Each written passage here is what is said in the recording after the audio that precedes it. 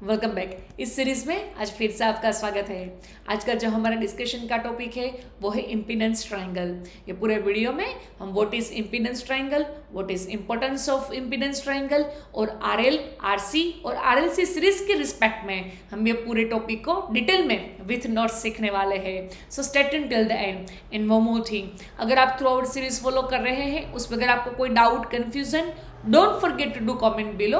I will try my best to help you in the best possible way. नमस्ते, welcome to the Nihar academy. मैं हूँ Surabhi Dave. Engineering, maths as well as physics के latest update के लिए don't forget to subscribe and share with your friends. चलिए आज की journey की शुरुआत करेंगे। तो सबसे पहले हम यही सीख लेते हैं कि what is the meaning of this term impedance. तो इम्पीडेंस मीन्स सिंपल लैंग्वेज में it is a opposition to the electric current. But ये सेम डिफाइन आपको रेजिस्टेंस में भी दिखने को मिलेगी। तो रेजिस्टेंस एंड इम्पीडेंस कौन सी जगह पे अलग होते हैं? तो कि impedance is a combination of resistance and reactance.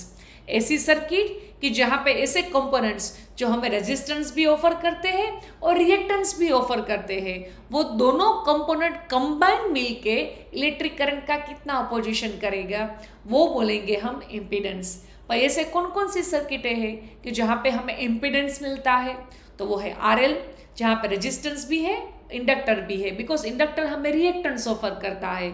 तो आर और एक्सएल दोनों कंबाइन मिलके जो करंट का अपोजिशन करेगा उसको हम बोलेंगे इम्पीडेंस। आरसी सर्किट, रजिस्टर और कैपेसिटर प्रेजेंस है, तो कैपेसिटर का कैपेसिटिव रिएक्टेंस होता है। तो आर और एक्सी दोनों कंबाइन मिलके कितना करंट का अपोजिशन करेंगे उसको हम बोलेंगे इम्पीडेंस। और आर एल सी में आर, एक्सएल और एक्सी तीनों कंबाइन मिलके करंट का कितना अपोजिशन करेंगे उसको हम बोलते हैं इम्पीडेंस। इम्पीडेंस मीन्स सर्किट में आर और एक्स दोनों की प्रेजेंस का होना कंपलसरी है।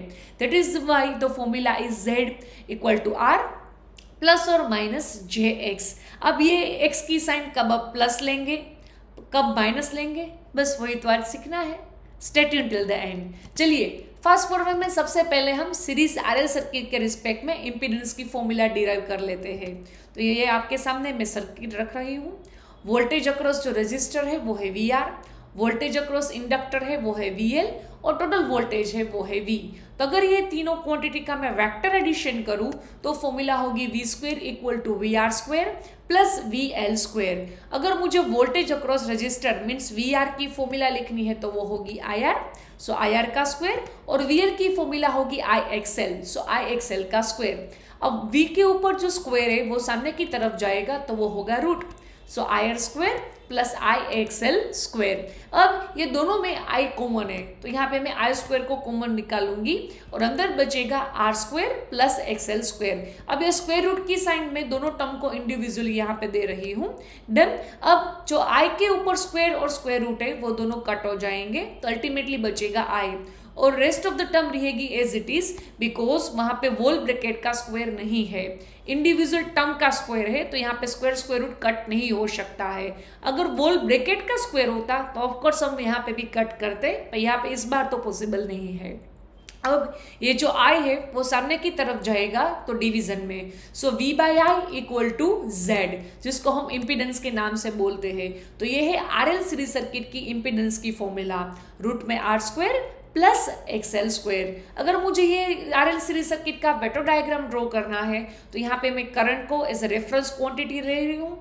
ये आरएल सीरीज सर्किट है तो हमें पता है आर, तो आर में रेजिस्टर में वोल्टेज और करंट दोनों फेज में होते हैं। तो यहाँ पे वोल्टेज अक्रॉस जो आर है उसको मैं आई के साथ फेज में दिखाऊंगी, और वोल्टेज अक्रॉस इंडक्टर है वो हमें सीख चुके हैं कि इंडक्टर में वोल्टेज की कंपैरिजन में करंट 90 डिग्री पीछे होता है। तो यहाँ पे मुझे वीएल को ऊपर की तरफ दिखाना पड़ेगा ताकि करंट वीएल की कंपैरिजन में 90 डिग्री पीछे रहे।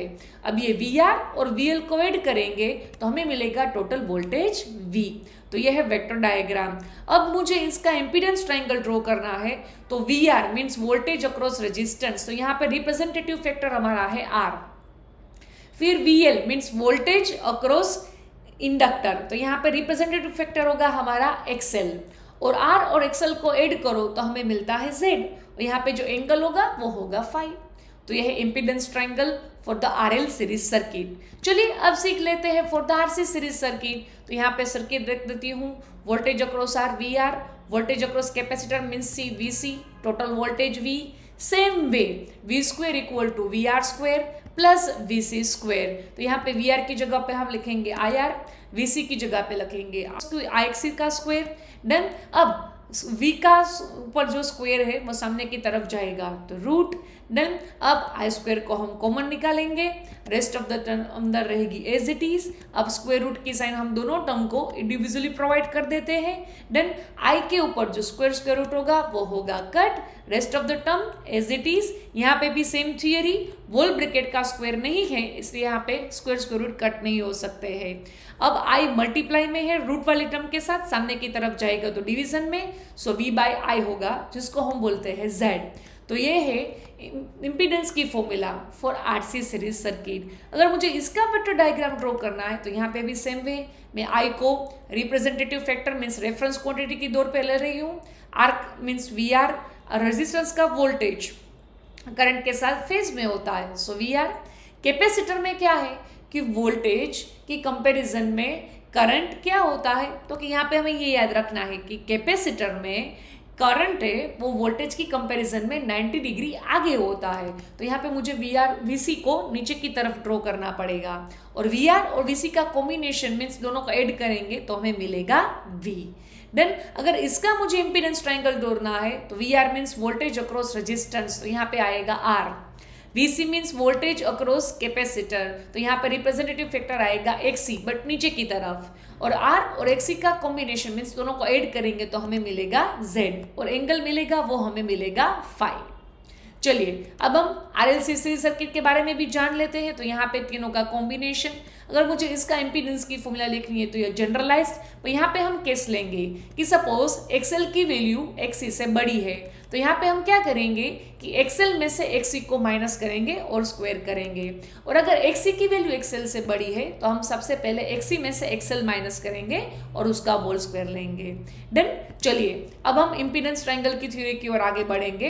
तो हम ये सर्किट भी ली थी और उनका जो इम्पीडेंस ट्रायंगल था ये था for the RL series circuit. Then यहाँ पे क्या है कि जो रेफरेंस है R उसकी कंपैरिजन में एक्सेल है वो ऊपर की तरफ, तो हमें मैथमेटिक्स में पता है कि एक्स एक्सिस में जब आप राइट साइड जाते हो तो क्वांटिटी पॉजिटिव, वाई एक्सिस में आप ऊपर की तरफ जाते हो तो वैल्यू हमें पॉजिटिव मिलती है।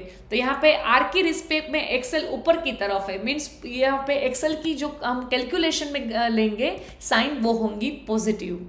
फॉर कैपेसिटर ये उनका इम्पीडेंस ट्रायंगल, तो यू कैन सी कि आर की कंपैरिजन में एक्सी नीचे की तरफ, तो हमें मैथमेटिक्स में पता है कि हम रेफरेंस की कंपैरिजन में जब वाई एक्सिस नीचे की तरफ है तो वो नेगेटिव होता है। देन तो यहाँ पे जो एक्सी है उसकी साइन होंगी वो होंगी नेगेटिव। तो यहाँ पे आरसी सीरीज सर्किट के लिए जो इम्पीडेंस की फॉर्मूला होगी वो होगी are minus J x C.